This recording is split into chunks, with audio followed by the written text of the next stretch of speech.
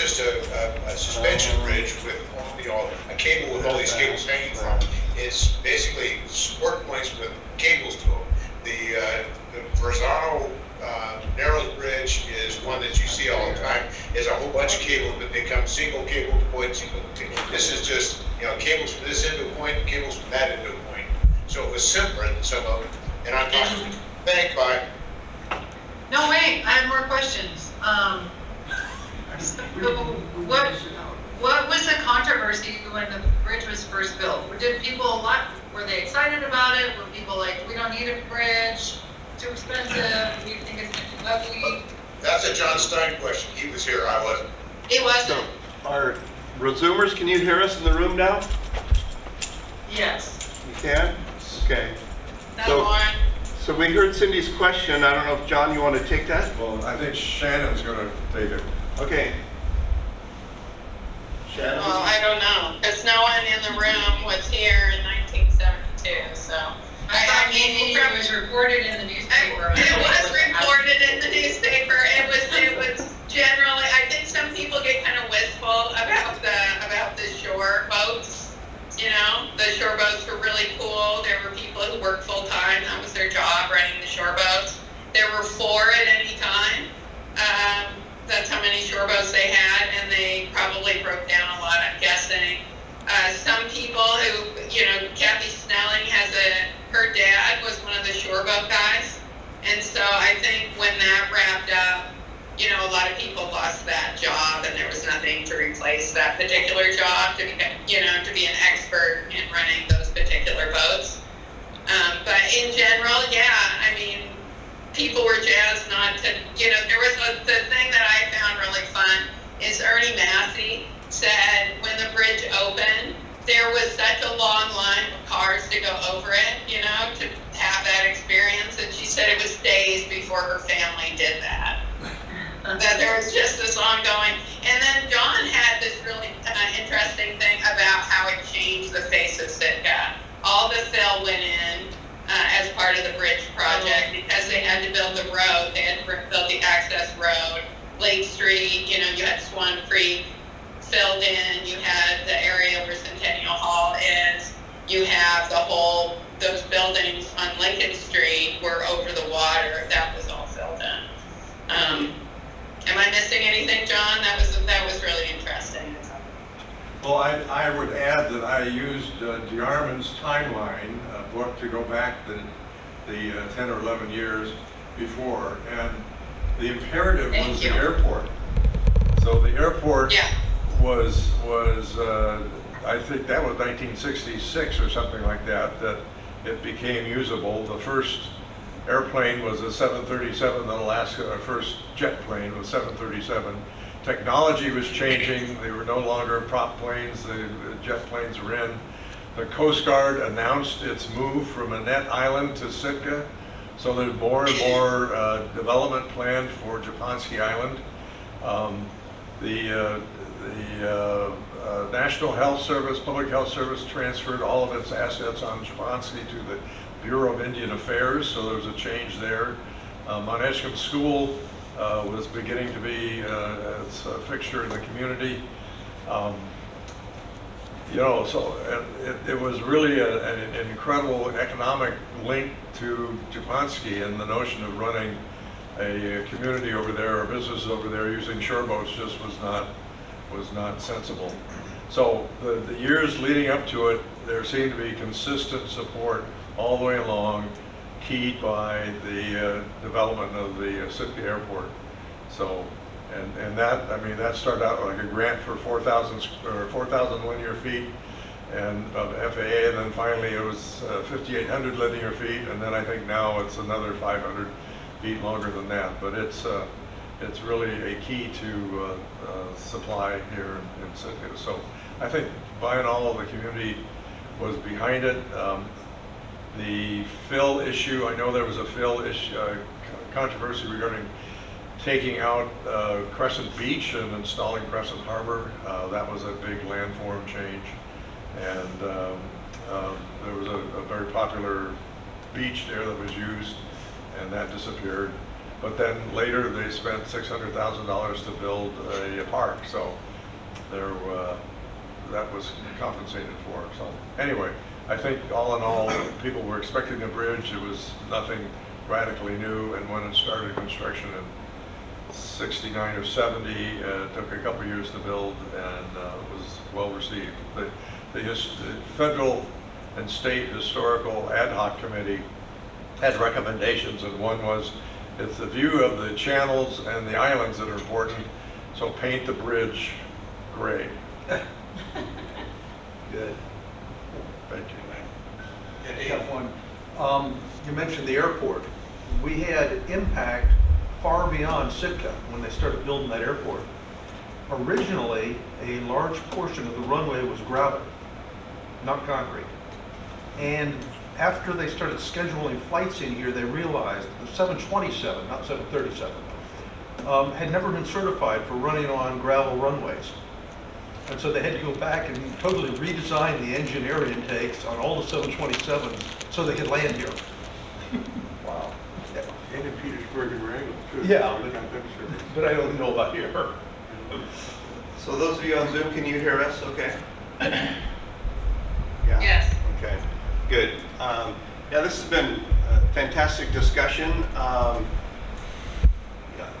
You know, I texted Catherine. I don't know if our speaker has logged on yet, but hopefully you will soon. But continuing on with kind of announcements and things, I'd like to turn some.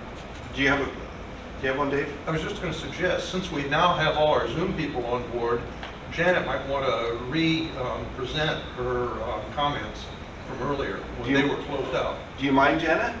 Oh, no, I could probably do a better job the second time, I hope. Yesterday, I met a friend who said, hey, we are sponsoring a Ukrainian family to come to Sitka. And, oh, I said, how do you do that? And they said, well, the Anchorage Ukrainian Relief Society is what you look up on the internet, or just Ukrainian Relief.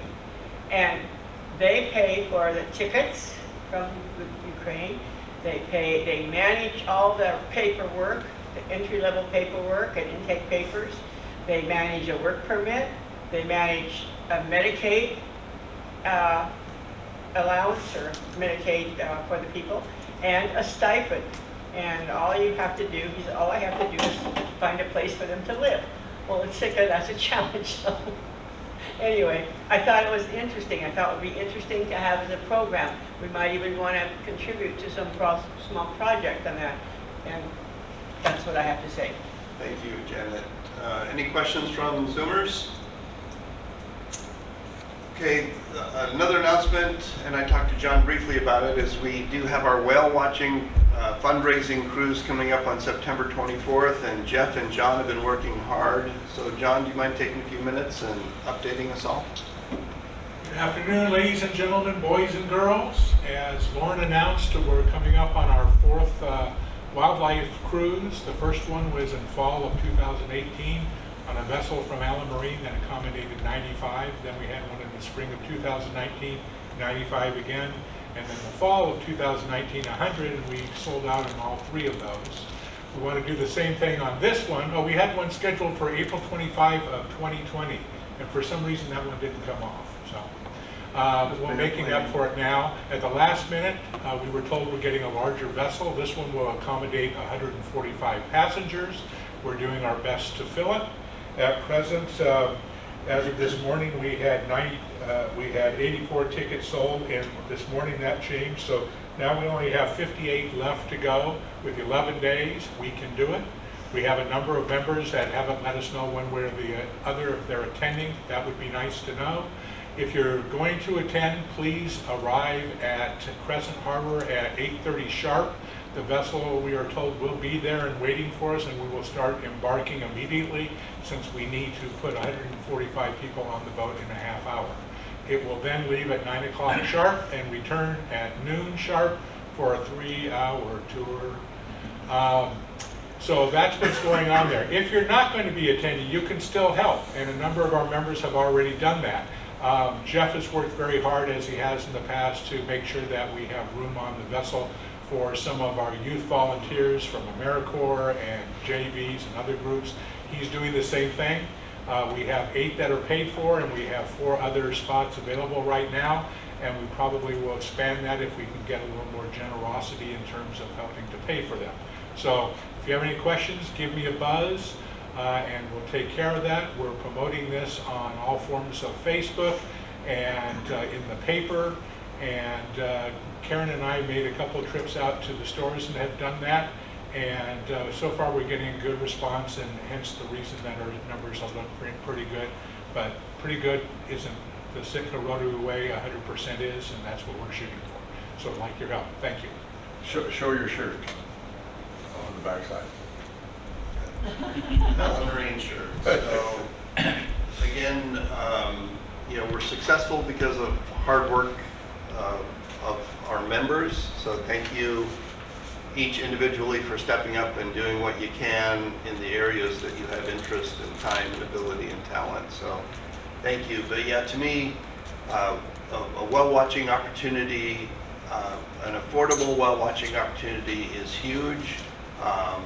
People come here from around the world and pay significantly more than what we're charging. And, to some locals, the tourists annoy them. To others, it runs their business. And to some, we wish that we could do the whale watching and some of the things that they do. So this is a great opportunity. Invite your friends and family. And John was telling me earlier, my daughter has connections with a couple of the preschools, and she's been reaching out to all the moms and dads, I guess, to try to get kids. And for kids under age 5, it's a deal. It's like $0, right, John? So remind us of the prices in case anyone doesn't know. So under 5 is free. Under 5 is free. 5 to 12 is 25. 13 to 20 is 50. 21 to 64 is 65, and 65 and older is 50. Okay. So I think normal fee that tourists pay is $150 and up. So, and a big thank you to Alan Marine, of course. They've had someone as a member of our club historically. Some of us are working behind the scenes to get them to send a club member again. But they're coming off 2 pretty tough years, and although this year is looking decent, they were digging themselves out of a pretty big hole. So for them to cooperate with us and to let us get a steal of a deal to allow us to do a fundraiser, it's huge. So anyway, spread the word. Let's get the boat full. So our speaker was scheduled to be Timothy Masawa from the Tanzania students, and Catherine is scheduling meetings this month. Thank you, Catherine. You're amazing. But do you see Tim on yet, Catherine? I don't see him. I'm not sure what happened. Rich talked to him about what that timing would be. Normally he's good, but so yeah, I don't see him on here yet. If people want to, we scheduled this because it's time to, if people want to give again, so that the 3 girls that we sponsored to go to school can continue to go to school. It's now past time for their funds to be sent over for that. So we wanted to have them give us an update. I can share my screen and share the report cards of the girls. We have 3 girls that we chose to sponsor last year. It cost $1,000 to sponsor 1 child for 1 full year of boarding school. And so we have Linda, Rosemary, and Agape. And some of us were doing quarterly Zooms with them. I'm not sure who's in the room there, but Jeff Budd, Rich McClear, Carl and I had I think 3 Zooms with them that were really fun, and Karen as well. Karen donated to the 3 kids as well as has committed to sponsor her own child, Heika, who's a very young girl. But it's been really fun getting to know them and talking to them about the animals that we have there here compared to the animals they have there. And one of the girls wants to be a doctor, but her math grades were not so good, so we, would talk to her about that and encourage her to do better, but also kind of in a fun way. So anyways, I think it helps for them to have some accountability for their grades and some encouragement to continue with school, particularly in a community where there's, school is incredibly important for young girls to have freedom and protection in what they choose to do with their lives. So, I guess since it seems Timothy won't be making it, I'll just go ahead and still ask to pass the hat. If people want to give again, that would be wonderful. We just want to collect up to $3,000 so that we can continue to send those 3 girls to school. Should they reach out to you, Catherine? Yeah, that'd be great. Okay. And there's a huge time difference between here and Tanzania, so that could be part of the problem, I think. In one of your emails, yeah, it's like 2 in the morning there or something. And so, Yeah, I think it's like a 12-hour difference. It's 11 on daylight savings time. okay. So it's just late at night there. Yeah, he's never missed a meeting before. He says, he just texted me. I thought it was in the morning. Let me go to get to my computer quickly. So he's going to join us. Okay. But, well... Anyone have any questions about anything? Yeah. Any questions? How would you accept money? What kind of money would you accept? If you did a check to the Sitka Rotary Club, but you would need to tell me that you're doing it, then I can track it. And then we pull it and wire it all over at once. I just want to do one wire because the wire fees are like $40. So the 3,000 that was last donated was just among the membership here? Yeah, it was just individual members choosing to give money. And it's $1,000 per girl per year. And if I can share my screen, I can't share my screen right now, but I can send a follow-up email with like pictures of the girls and their latest report cards. And it pays school fees? Does it pay for things like uniform, books? Is it like a whole package? Yeah, it's everything. It's a private school. If they were trying to go to public school, they'd have to walk, and it would be a prohibitive distance to make it possible. So it's a smaller school and it pays for the food and everything. Oh, so it's residential? I think so. Yeah, I'm not entirely sure, but I think so.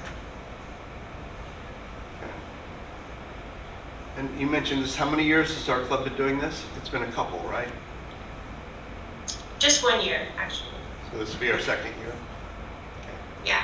We met Timothy because he is an assistant governor in his Rotary district, and we had reached out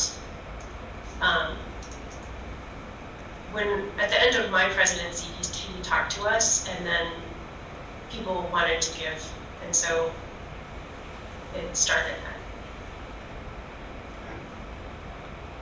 Fantastic. I guess, any other questions, or Catherine, do you have anything to add? No, just if people want to give, please let me know, and I'll be sure to include you on the Zooms that we do going forward. So if you want to meet the girls and talk to them, it's pretty fun, it's pretty cute. like Karen missed one of them, and one of the girls was like, "Where is Karen?" And for a lot of them, it was their first Zoom, so when we have our virtual backgrounds, like I think Rich had a snowy mountain scene, and they were just in awe, like that they thought he was actually, that was where he actually was. So it's really cute. I don't know, Rich, if you want to say anything, you've been a part of those too. Well, you know, they're really great kids, and they had good questions, and some of them you can tell were coached on their English beforehand, but some of them, one of them at least spoke pretty good English. I thought that was interesting, and you know, they're kids who I think really want to get ahead, and I really was impressed by them. Okay. I would add, I was a Peace Corps teacher in Kenya, which is just north of Tanzania, and school fees can take up the majority of a family's income. So we would have kids paying school fees. If it were $1,000, their entire family income for the year might be $1,700. So sending kids to school usually reflects a pretty big sacrifice on the part of people in East Africa. Okay. Wonderful. So waiting for Tim to dial in, I'll stall a little bit more. I don't know if everyone's figured out but if they go to www.sitkarotary.org, that you can kind of see the upcoming speaker schedule. We've got a month and a half planned out. Next week, the 20th isn't showing, but between Catherine and Shannon and I, mostly them, I think we're going to get someone from an AFS student or two to kind of speak, and kind of the logic behind that is that we have had it approved to get a Rotary exchange student starting in January, I believe. So January through December. Has that been talked about at the last couple of meetings? It's a young man, I understand, from South Africa. Was Shannon on? Oh, I see Tim on now. So, Tim, we're ready to turn some time over to you if you're ready.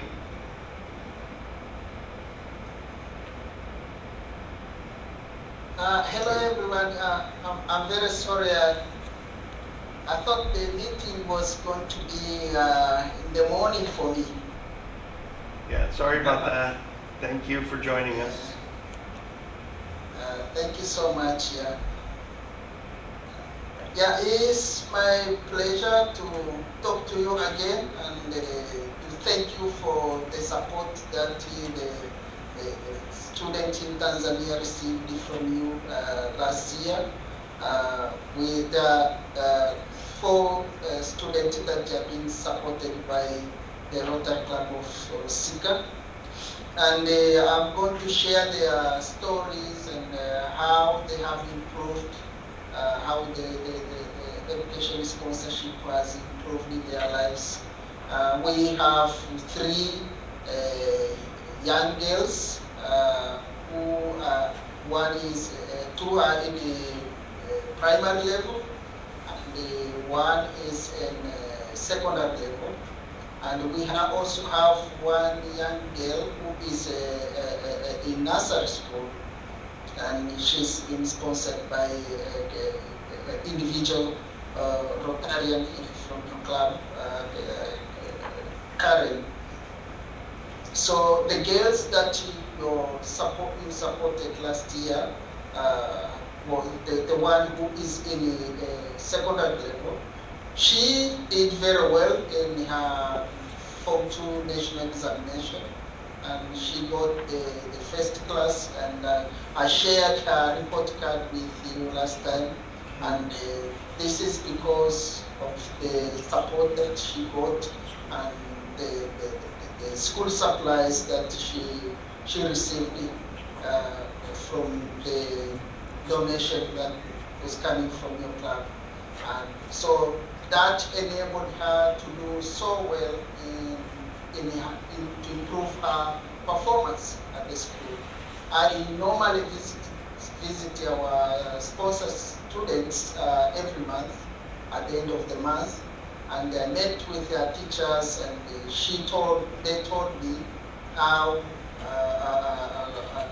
Rosie's been in school, and how she improved with her health, because they get very good food in the school where they attend, and it's very difficult to get all these services when she's at home. So she has done so well, and also the other girls that have been supported, they received support, and I sent their podcasts, academic podcasts. I also visited their schools. They are doing so well in their schools, and they really, without the support, they would not have achieved or improved in academic what they have done this year. So they are continuing with the education, and this year they have not been, their fees have not been paid. And we talked to their schools, and we told them the situation, that they received support from the Rotary Club, and we are going to talk to them and see if they are willing to continue supporting them. So their schools, they are waiting for us to pay the second fees. That's what I had to share with you today.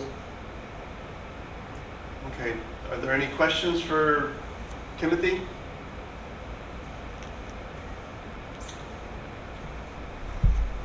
You know, Catherine shared a little bit of information with us, Timothy, while we were giving you a chance to log on, and so, you know, club members who are willing and able to donate again this year are going to reach out to Catherine.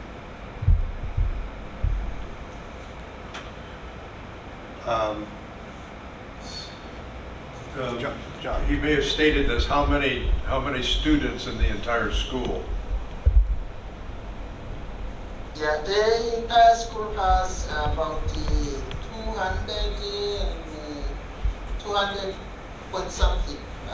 They are attending different schools right now, students. Thank you. And is that all grade levels up through high school? Yes, yes. Okay. I have a question, Timothy. Do they go home on the weekends, or how does it work? Like, they're at boarding schools, yes? Yeah, those who are in boarding schools, they go home during the vacations. They have 3 holidays that they are allowed to go home in April, July, and December.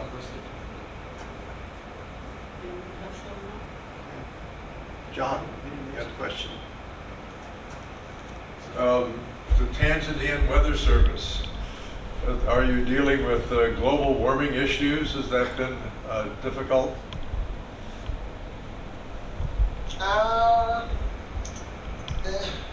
It's a difficult question to answer, but we sometimes experience very hot weather. Sometimes the weather changes, and you see. So I don't have much information about the global warming. I don't know how how to call it, but yes, we have some hot weather here, and people think it is associated with the deforestation, cutting trees and for charcoal. That's what they are talking about. Question. You said that the kids get 3 vacation periods during the year. Is this a 9-month or a 12-month school year? Do they have summer vacations also, or is that one of the three? Yeah, one of the three.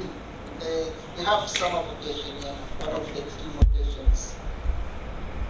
Thanks. So, and you guys are south of the equator, correct? Sorry? Are you south of the equator? East. Yes, okay. Carrie had a question. Habari gani Timothy, niliishi katika Kenya kwa muda wa miaka mbili, a long time ago, but it's nice to hear a voice from your part of the world. Are these girls' schools the girls are going to? No. They are going to a mixture, boys and girls.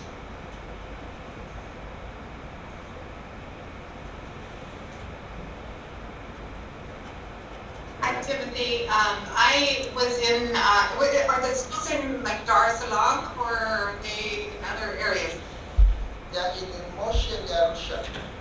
Oh, okay. I was in Dar es Salaam in 2017 and spent time in Zanzibar and had supported a school there for many years. So, are they religious schools? Because the ones that we always worked with were, you know, I think most of them had a Christian slant because I know most of the country is Islamic, but that was the schools that we sort of worked with. Just curious.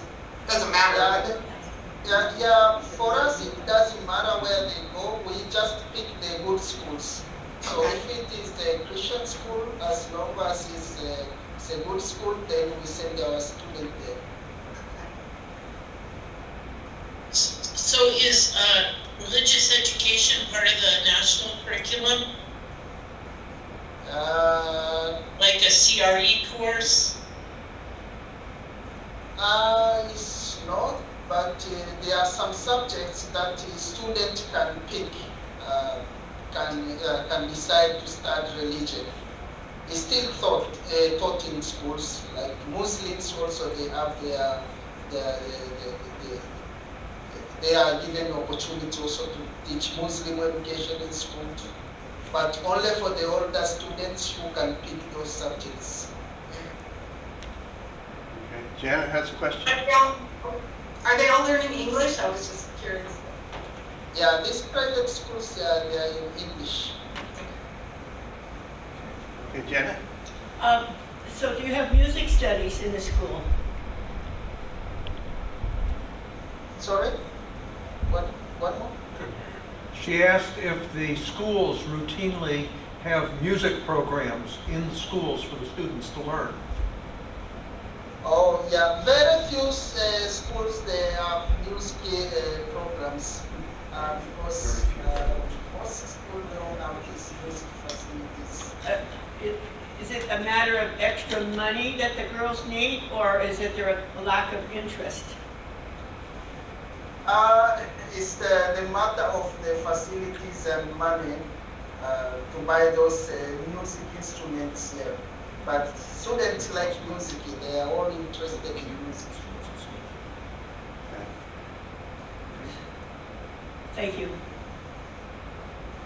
That's too bad. Is there anything the schools themselves need? Yeah, most schools that are very neat here, they are public schools because they don't have the facility that these private schools have. Their toilets are very bad, and I shared some of the projects that need funding before, and I included some of these schools that were really need of such things. And there are other schools that need some educational materials, school supplies, books and teaching aids. Those are the things that are needed. Okay. So we have time for another question, maybe two. Any other questions? I have a question about the teachers. When we were there, they had a lot of trouble keeping teachers because they weren't able to pay them very much at all. And I was wondering if that's an issue. I mean, it's kind of an issue everywhere, I guess, but it was extremely difficult. They would lose people every term, it seemed like, because they just couldn't afford to pay them. Yeah, for some schools they have that problem, especially the schools that they are starting, because they don't have enough resources, and they don't have enough students who are paying fees. But the schools where we send our students, they are good schools with a good reputation, because we pay a lot of money. 1,000 per year is still much money for Tanzanians. So they go to the best schools where they get good teachers, enough teachers. Okay, Let's see. any more questions? Janet? What about singing? Do you do anything like that kind of music at your school? Singing? Sorry?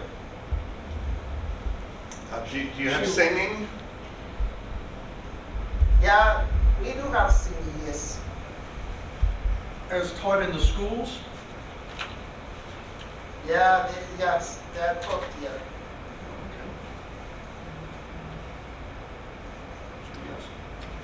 Well, any last questions? Well, my dad has a question. Do you have many teachers not coming to school because of COVID? We don't have that one. COVID has not been a big issue here, and because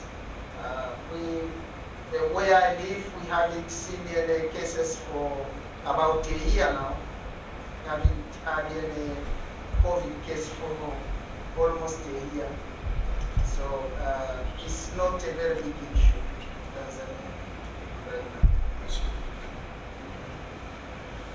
Well, Timothy, we appreciate your time and we appreciate all you do. And I know many of our club members have appreciated the opportunity to support some of your students. So I just kind of want to wrap up really quick. As I was mentioning earlier, we've got AFS students next week, and then the following week, instead of Tuesday, our meeting will be Monday, so that's September 26th. Everyone's getting the emails that are going out regularly, right? I think we're trying to get them out on Thursday, Friday. So on that Monday the 26th, we'll have our Rotary meeting. Our district governor will be here. That evening will be the board meeting. So we're not doing the board meeting before the noon meeting in September, but all the other months we're going to do that. And then on October 4th, our very own Sarah is going to be speaking. So the rest are out on the sitkarotary.org website. But thanks to each of you who have taken a month and are scheduling speakers. We are scheduled into November right now. So invite your friends, let people know. You know, personally, I'm excited for John Leach speaking to us on October 25th, and then the following week, on November 1st, Chris McGraw will do a presentation, and I think we'll get a lot of information about, you know, the cruise ship season and some of the impacts. There'll still be some dust settling, I'm sure, and maybe some final numbers that won't have been calculated, but, you know, I'm excited to kind of hear about that sort of stuff. So thanks again to all of you. Good meeting. Thanks, Timothy. And thanks to all of you for your service in Rotary. I guess we're adjourned. Meeting adjourned. Thank you.